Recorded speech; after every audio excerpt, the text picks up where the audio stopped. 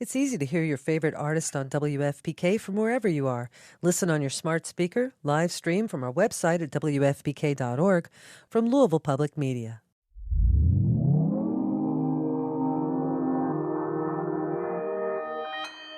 Consequence Podcast Network.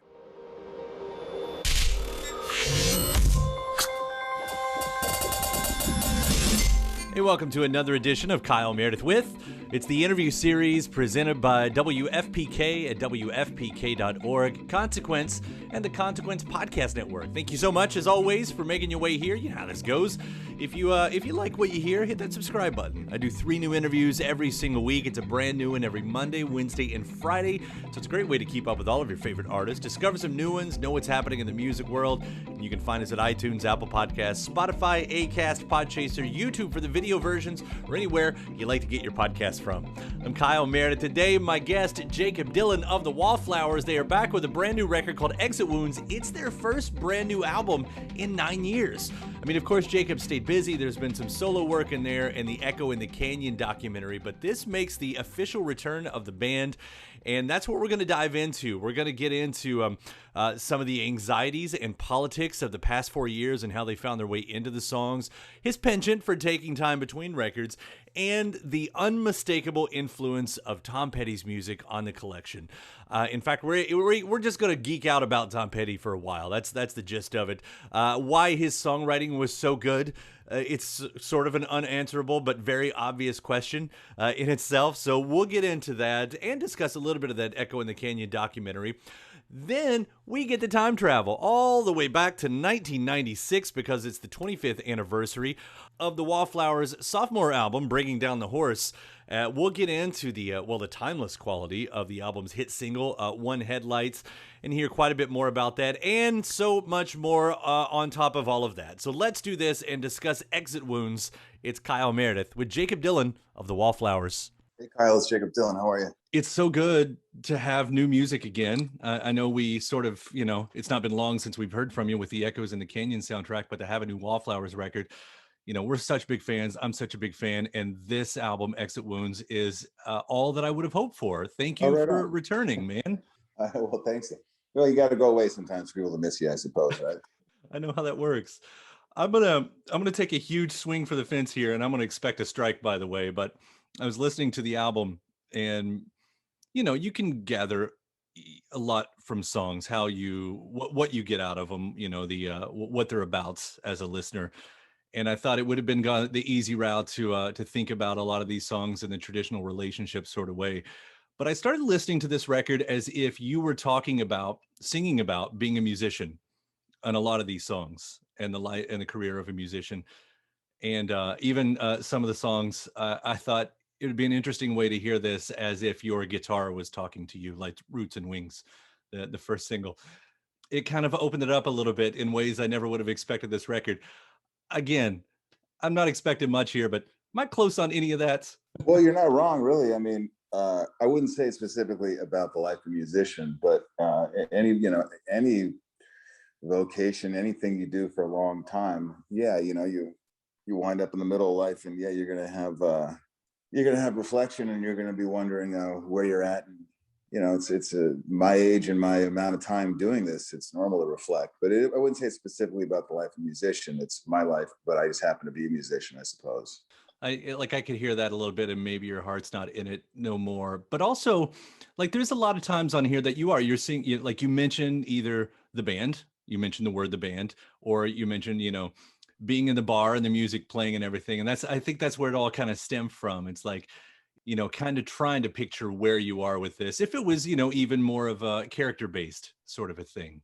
It's very common to, no matter what you're trying to get across and say, you tend to wrap up songs in terms of relationships. But it's often naive to think when somebody's singing, they're talking about a man or a woman and friendships, anything. You have to place things into context, and often you can do that with characters. And sometimes you're one of them, and sometimes you're the one that no one's suspecting.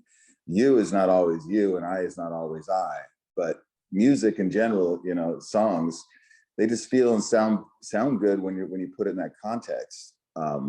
Something on the surface, what something looks like, that gets over for somebody. But for people who know you as a writer, they might be inclined to maybe take it apart a little bit more, and figure out who's who in which song, because you're not always the I. And I never hear music and assume that. I never, when somebody says the word I in a song, actually that person singing is the last person I assume it is. But yeah, I could be wrong that people listen to my music that way. But that's just the way you get songs over sometimes. Sure. And it's, as a fan, it's just fun ways to deconstruct every now and then, just to kind of play around with it, There are moments in here that, I wouldn't be surprised about what they might be around. Like Move the River, there's a line, it's not as dark as it's going to get, and we're a long way from higher ground, if I got that close to correct. Yeah. I don't know how much of this record was written in the past year. I don't know how much of this record was written in the past 4 years, but it does seem like the anxiety, the pressures that we've all felt these last few years, did those moments find their way into these songs? Yeah, it's impossible if they don't. I mean, the song you mentioned, "Move the River," maybe is the only song that I would say it gets right to the heart of it and into the thick of it, of what we've all been experiencing the last 4 years or so.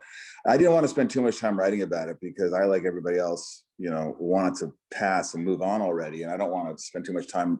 I don't want to spend any more time thinking about it than I had to.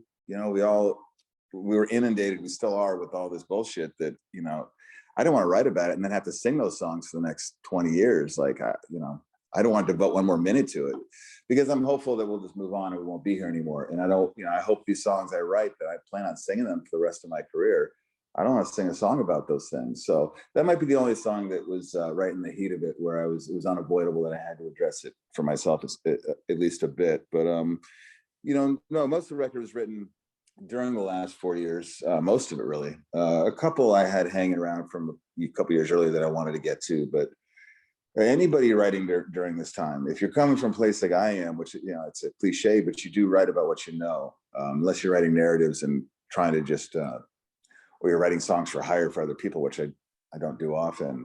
If you were writing songs the last 4 years, you may not think that it's affected you, but it's in all your writing. There is a natural amount of anxiety and paranoia that's going to seep into your music. It's unavoidable. Kind of like tree rings, sort of a way. Yeah. I mean, it's who you are. It's what we've been dealing with. I mean, no matter what you're writing a song about, that has affected your mood every day. Even if you're preoccupied with whatever, the climate has affected you in how you address things and feel about things.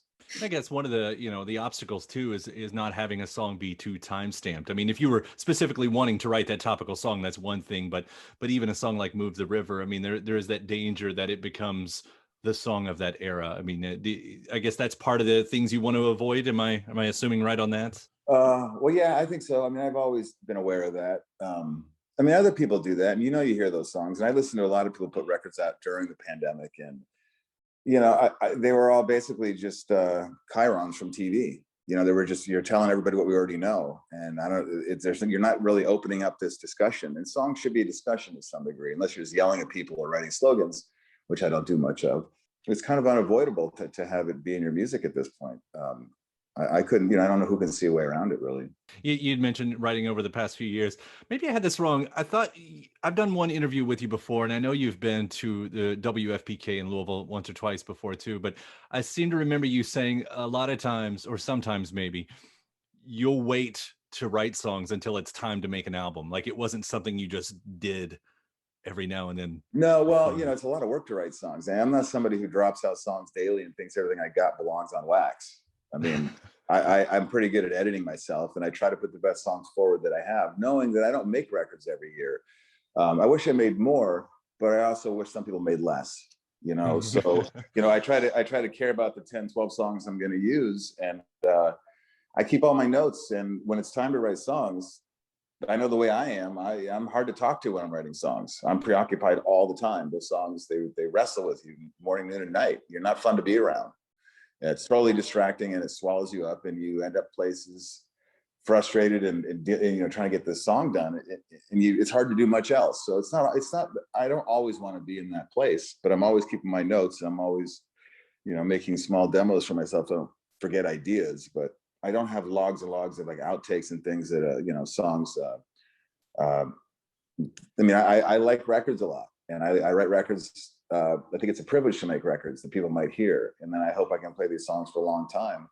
But no, there are other writers, the people who just are constantly recording, and it's it's just math. Most of them just aren't going to be great if you're doing that all the time. I mean, first of all, I say all this with saying do whatever you want to do. I just acknowledge what works for me. So it doesn't make it too easy to put together the big deluxe edition package where there's 20 left over. I honestly wish I was better at that. I historically with my records, I've had one or two leftover songs because I know when I'm writing a song, I know if it's not going to be very good, and I know it's not going to be great, and I want to do only my best, and that's not the best habit to have. That's not the best attitude to have. But I find when I'm working on a song and I know that the limitations of the song are somewhat not as high as I'd like, I have a hard time completing it. I just have a hard time. I'd rather make room for something that I think potentially could be great. I'll tell you one of my favorite songs on the record. Just to bring it up, who's that man walking around my garden? I thought, here's one time I actually hope there's no metaphors, that this is just a literal song about. Yeah, right. Yeah, it's good. It's a romper, though. I mean, did you have, do you have anything in mind on songs like this? Do you use any musical touch points at all? Well, yeah, actually, you mentioned that song. There's somebody who looms over the record quite a bit. I knew when it was happening, and it was. I wasn't expecting it to always find its way into the writing or the music. Was the passing of Tom Petty, who was obviously a profound writer for all of us, but it was somebody that I was getting to know as an adult a little bit more recently. And he finds his way into this record in more places than one, actually fairly more than a few. I think in that song itself, it said on my knees long after dark. I'd even changed that line originally. It was long after midnight, but long after dark being my favorite Tom Petty record, I put that in there. But that song entirely is a nod to Tom.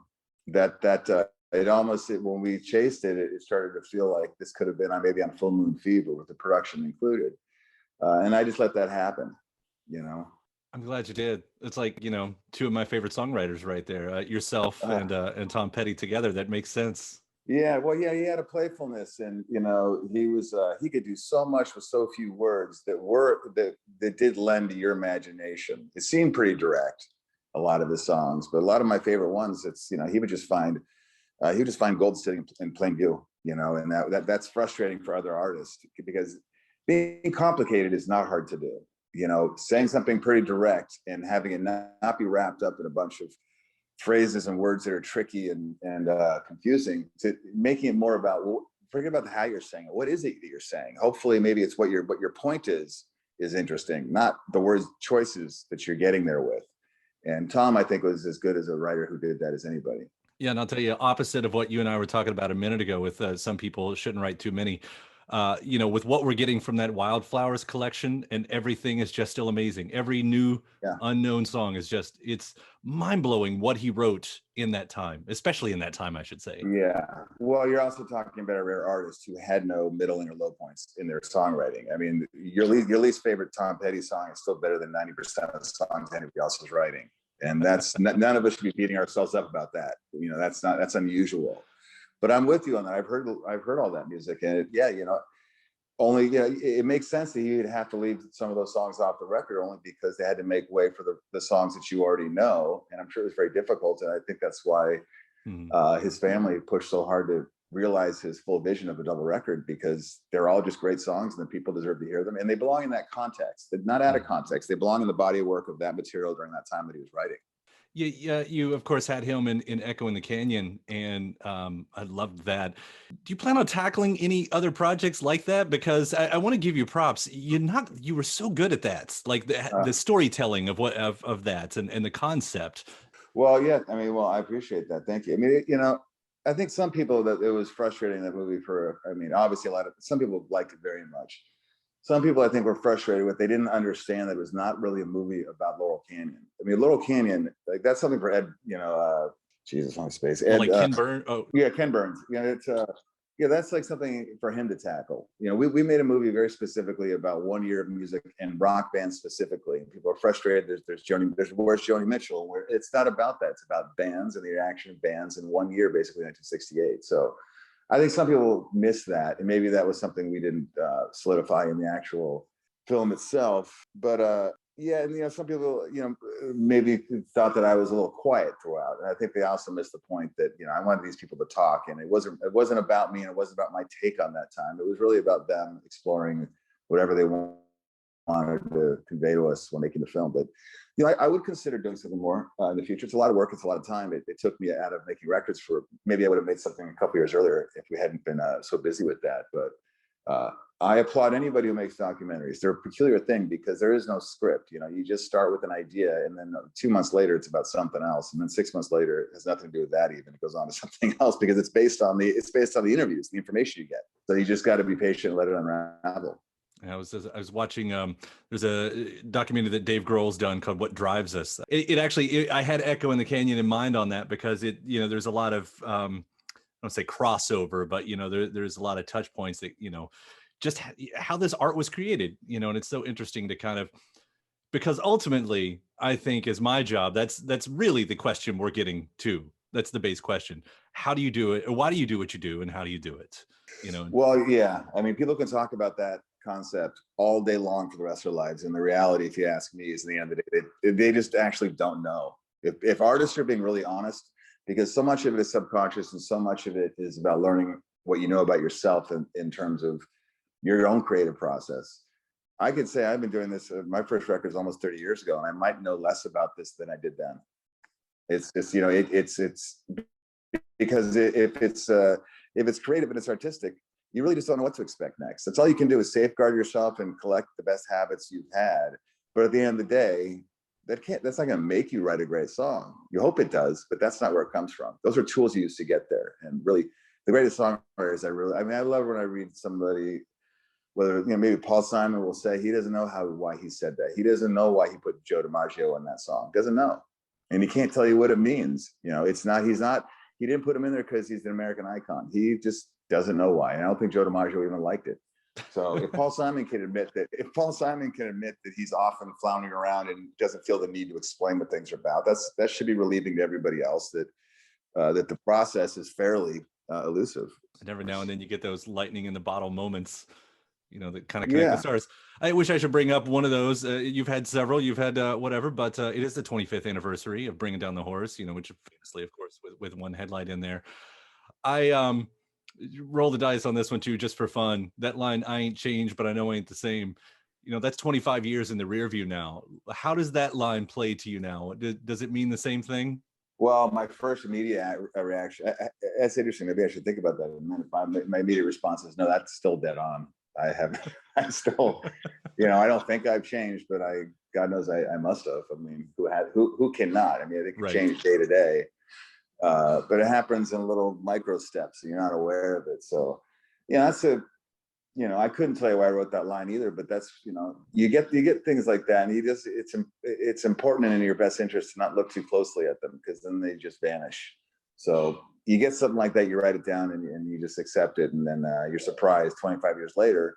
That goes back to what I said originally. Like, you want to sing these songs your whole career if you're planning on doing this for a long time, and you will wind up with songs you look down on and be like, man, I just it's not that I don't relate. I mean, anybody says they don't want to sing songs so they don't relate anymore, I just kind of call bullshit on that, because I don't think you have to relate. It's sometimes you're overthinking it. It's just music and your fans might enjoy it, so just buck up and play it. And I do that. I mean, it's 3.5 minutes. I'm sure you can do it. You might not want to do it, but I don't like when people pretend that they just think they can't get back to that place. I'm not that person anymore. Well, I don't know. I mean, there's a lot of songs I sing that I don't feel like that person anymore, but I remember that person, and it's a part of my catalog. So yeah, people like it. I wrote it. I hope I'm proud of it. I'm gonna play it. It's got some magic in it. It does. You and I have a mutual friend with Scotty Halter. Oh, man, when you say Louisville, I was wondering, can I give him a shout out, Scotty? Where are you, Scotty? Yeah, Scotty's around. Yeah, he was telling me that when he would be with you on the road every night or every so often, he'd be like, "You gonna play my favorite song?" And it was always that song. It's like, of all the songs you wanted to hear, of course you're gonna hear that song. Yeah, that was it's still an ongoing joke. If he makes a misstep, I'll tell him on the bus, I'm not gonna play it, pal. If you don't get it together, you're not gonna hear it tonight. Come on, I don't have to play it, Scotty. Yeah, he's a very, very good friend of mine. He's such a sweet guy. We do love him around here. Yeah, I'm sure. Yeah, good for you guys. And I'll bring up real quick too. Yesterday I was talking with Adam Duritz. Of course, Counting Crows have a new record as well, and of course he was on this record too. And I don't have a question. You know what, man? Just what a time it was. There's so much magic on that record. And I can say that about a lot of your records too. Like the magic that I heard, that I feel on, especially on that song on One Headlight, like I still hear in "Darlin' Hold On" on this new record. Mm. Like Oh, it's still there. You're able to tap into that. yeah, I guess so. In a lot of ways, I mean, that record, it's interesting that it's the one that made such a big impact. I was asked yesterday if there was pressure to follow that record up, and I don't remember how I answered the question at the time, but I thought about it the rest of the day, and and I never did feel any pressure to follow it up, because I think if I knew how we did it, and if I could retrace what we did, then maybe I would have felt pressure to try to relive it and try to do something that's worthy. But you don't know why those records happen, and most bands do. If you're lucky, you do that one time, and then you shouldn't beat yourself up forever that the rest of your career doesn't match that. I mean, who can you name that actually? I mean, that didn't happen to Nirvana. It didn't happen to Pearl Jam. It didn't happen. Most bands, you get that one thing that introduces the world to you, and then that gives you your footing, and then hopefully you're going to have a career. But so for us, for me, that we had that record, and I remember a lot of things about it, of course. But what I do remember was just trying to have the right songs and learning how to be in a band. We were pretty young, and the band was rotating and shifting members, and it was a great opportunity. And that's the most I can really take from it. And then it takes on a life of its own. I mean, nobody knew when we were making that record that it was. I mean, nobody ever knows that about any record. Right. I mean, when you're making it, when you're in the thick of it, you don't know. And a lot of those records don't ever get over. They're great records, but for a lot of reasons of the machinery and artist behavior, you don't ever hear them. So I don't take full credit for that by any stretch. I wrote that record, I recorded that record, but a lot of other hands helped it become what it became. I'll point out, just because you said it, I thought Breach was a great follow-up myself. Mm. Rebel Sweetheart is probably one of my favorite records of that entire decade of the 2000s. Right on. I will say that while I was kind of researching this, and I ended up online, and there's the greatest hits on there, and I had never heard the song "Eat You Sleeping" before, and I'm kind of a little bit obsessed with that one right now too. That's yeah, I guess we did that. Geez, that was what I remember at the time. We did that with the producer I wanted to work with at the time, and it was a bit of a stretch from Bring Down the Horse. And I do remember some of the record companies saying "too much growth," and which I don't know how you ever. It always stuck with me. Like, there's a lot of you just say you don't like it. You just say that. Just say the song sucks, or you say many things, but too much growth. Like, that's the antithesis of what any artist is ever going to want to hear. Like, you're lighting me up, like, in a good way when you say that. But we ended up abandoning that what we were chasing at the time, not because of what I was told that was too much growth, but things weren't lining up anyway. But that always stuck with me as a strange thing to say to an artist. Quickly, I also only because I meant to bring it up earlier. Shelby Lynn, you have her on this record, and she sounds fantastic. You've now done a thing, like I was thinking back on a previous tour, and you had Nico Case, and of course there was the Echo and the Canyon stuff. Hell, even back to Adam Duritz. How much do you get? How important is it to you to have that other voice to bounce off of when you're writing and recording? Well, you could. There's a couple different reasons to do that. I mean, I think at other times, well, Nico sang on that record, "The Women in Country," as well with Kelly Hogan. And it was more conceptual. Women's voices were, kind of in a background or chorus kind of effect that we wanted, T-Bone and I, at that time. And other times you just need somebody to boost a chorus or, a verse. Maybe it could be a woman, it could be anybody. It's just a pad behind what you're singing. And other times, like Shelby, we wanted somebody featured. We were not going to make this record is very. I mean, if you look at the credits on it, I mean, I've had records where there's been 30 people on it. This is just a small band, and the only guest is Shelby, and she's one of the greatest singers of all time, certainly living today. And that's not enough to record together. You still have to have some kind of chemistry and make sense together. And she takes up. Singers take up a lot. They take up a certain amount of space when they sing, and you can't put your finger on why somebody takes up a large amount of space. Like, I have a very large voice. That's maybe an abstract way to put it, but I don't blend in very well with people. It's just the EQ of my own voice.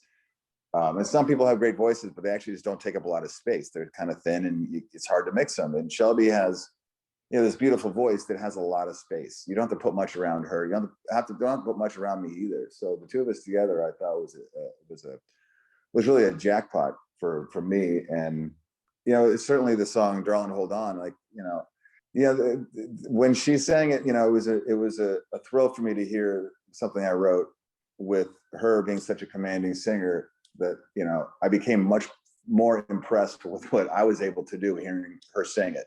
You know, it's kind of out of body. It's kind of like I hear her sing it and I think, man, I wish I had songs like that. And then, but that's what happens from a voice. That's what a voice can do. You know, if I can sing that song and I can sing that second verse, and somebody might think it's it's wonderful, but for me, I hear her sing that, and it's incredibly moving. No, the recipe is perfect on that. I completely agree with you. You guys sound so good together on that. Yeah. And Jakob, again, the compliments, exit wounds. I love it. I love that you guys are back. That you're back as the Wallflowers, whatever that means. You know, whether it's you or solo. You know, I'm happy to have music from you, and I do love it. Appreciate that. Yeah, I appreciate that. I'm really excited about this. I wish we were out there touring, and you know, it's been too long, and it's kind of makes it even a little more difficult just to have waited this long to make a record and then not be able to go out and play it, which is, you know, for me, that's the part that makes it all worthwhile. And, you know, we'll just have to wait like everybody else, be patient. But yeah, I'm really glad you like it, and I appreciate it. And all the compliments to all the records and songs you said. And but there is tour dates coming up. I saw the arena tour is on the way. So as long as everything stays in motion, right? I don't think that's been postponed again. Oh, okay. I spoke to some people yesterday. I guess that word hasn't really gotten around enough yet. And I want to make sure from my end that tour has been postponed, totally, you know, out of my hands, and I'm disappointed. And I'm a little confused, to be honest, that it's an outdoor shed tour with another group, and I thought we'd be safe if anybody was going to be safe in doing a tour like that. But sure. I got word just end of last week that it's not going, and I'm confused and I'm incredibly disappointed. So we'll have to hopefully just be back around. Yeah, and it's hard for bands right now. If you don't have a tour rescheduled from last year, you know, they're not booking new tours. So it's going to be hard for me to find any ways to play this summer, but we'll try to figure something out. You can busk, you know, just do it the old way. Just get out on the corner. Yeah, put the hat down. I don't know if those are going to cover my bills, those gigs, but I'll give it a swing. Jakob, thank you so much for taking the time to talk about it. It's been a lot of fun, man. I appreciate it. Thank you again. All right, take care. Bye. Bye. Now, the last time Jakob and I caught up was actually back in 2013. This was the year right after they released what was their previous record to this new one. It was all the way back in 2012 that they gave us Glad All Over. So Jakob and I got to catch up backstage at the DeLuna Festival down south to talk about Glad All Over, to talk about having Jack Irons as his drummer at that point, a decade of retro writing, and a lot more. So this is part 2 of Kyle Meredith with Jakob Dylan of the Wallflowers. Hey, sir, how are you? I'm good. How are you? I'm good. We got the Gulf of Mexico behind us. Yeah. You even look like you're dressed for the occasion here. Do I? Yeah, a little bit. Yeah, at least with the hat. Yeah. It's fun to see a lot of musicians walking around here, and the sun is a very evil thing to musicians. Oh, it's not so bad. We like it sometimes. Yeah. Well, it's good of you to show up here. We've been really excited to see you back. Back with what do you call it? The regular day job, I guess. Yeah, I got a couple jobs. I like this one a lot. Yeah, well, it's good, and you've returned. The interesting thing about it, and maybe you can help us out here. 2005, Rebel Sweetheart.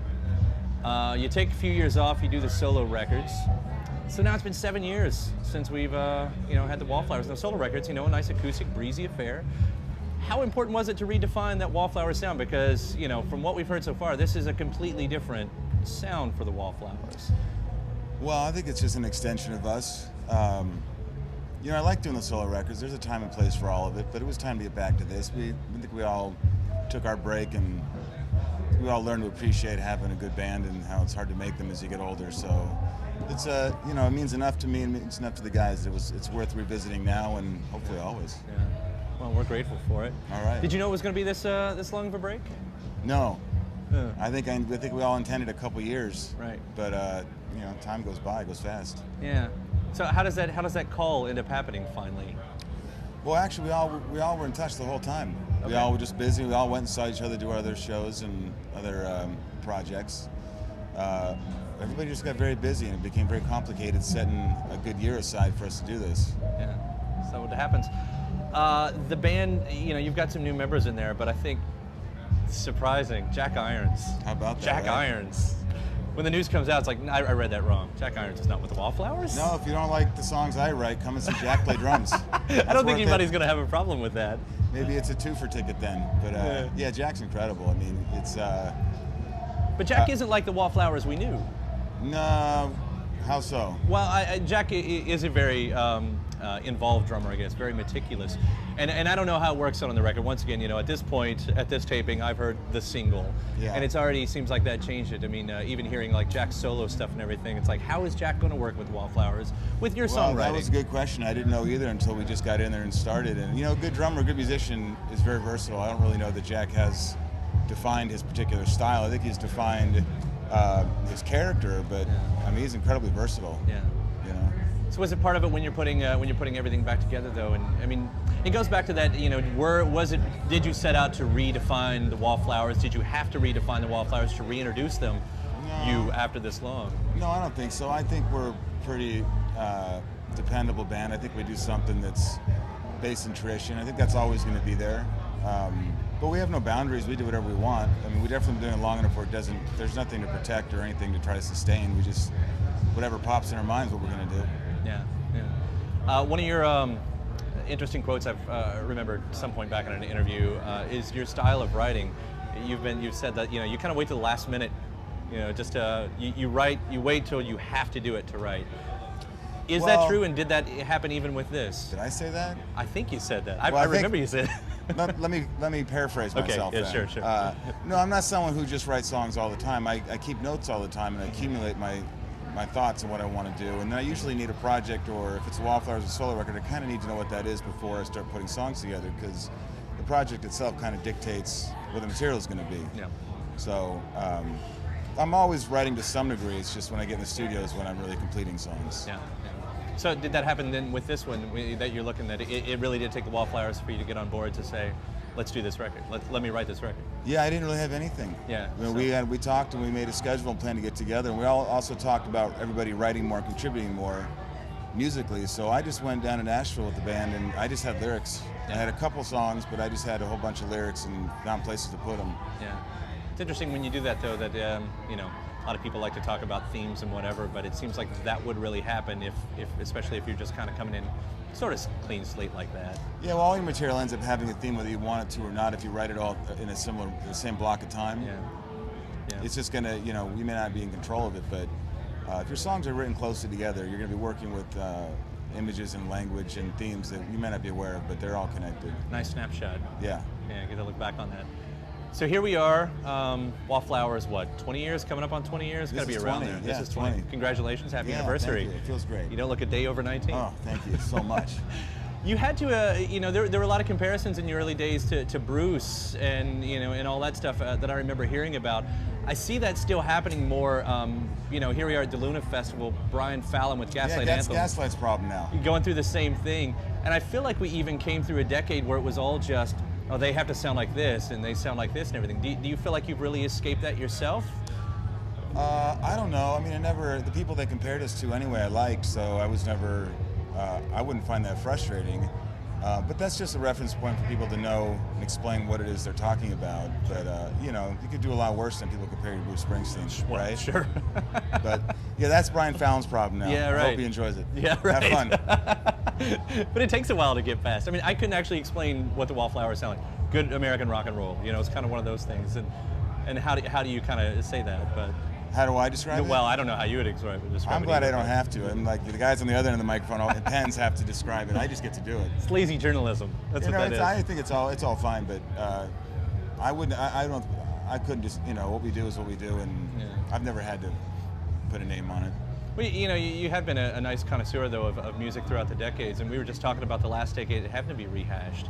Did you kind of see it like that? And which decade was rehashed? This one that we just came out of. It seemed like all the music that came out of it was all retrofied in a certain way that everybody had to sound like something. I feel like it's the first decade that we didn't get some great original sound out of. Yeah, but people felt like that too in the 80s. They felt like that in this. Yeah, I think so. I mean... See, I mean, we could look back and see the Cure and this. Yeah, in hindsight, you'll always be able to say that. But everything is cyclical, and it takes about 20 years for nostalgia to come around and people to like things again. So, I mean, I don't disagree. But the stuff that came back around that was really popular this year was just based in tradition, and that's the good news. Mm-hmm. You saw a lot of banjos and beards and acoustic guitars. Well, what year is it? 1945 or right. 2012? It's it comes back around. Yeah. Well, I'm happy to see that you guys are furthering your sound every single time. At this point, we don't know what we're getting from the Wallflowers. which has been true for every record. I mean, even from Bringing Down the Horse to Bleach and everything. I mean, that's, you know. Yeah, I think so. I mean, it's, I wouldn't say there's an ultimate plan. You just, every time you start, you just start again, and you just think what's on your mind, and that's your only obligation. Yeah. You know. Well, cool. Keep going at it, man. I will. Yeah, we appreciate it. Yeah, Jacob. And my thanks to Jakob Dylan. Again, the brand new album from the Wallflowers is called Exit Wounds. Thanks to you for checking out this episode and series. Hit that subscribe button at iTunes or Apple Podcasts, Spotify, Acast, Podchaser, YouTube for the video versions, or anywhere you get your podcasts from. 3 brand new interviews every single week. Then, after that, head over to WFPK.org. That's where I do a show Monday through Friday, 6 p.m. Eastern, an hour full of song premieres, music news, anniversary spins, bonus interviews, Monday through Friday, 6 p.m. Eastern, at WFPK.org. Consequence, they've got your music and film news. You can also find me in the social media spots. That's Facebook, Instagram, and Twitter, all 3 of them at Kyle Meredith, TikTok at Kyle Meredith81. Like and follow along. Make sure to say hi when you do. That does it for another edition. I'm Kyle Meredith. I'll see you next time.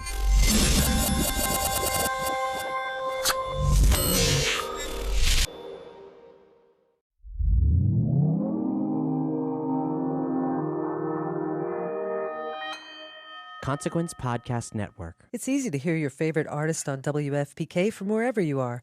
Listen on your smart speaker, live stream from our website at WFPK.org, from Louisville Public Media.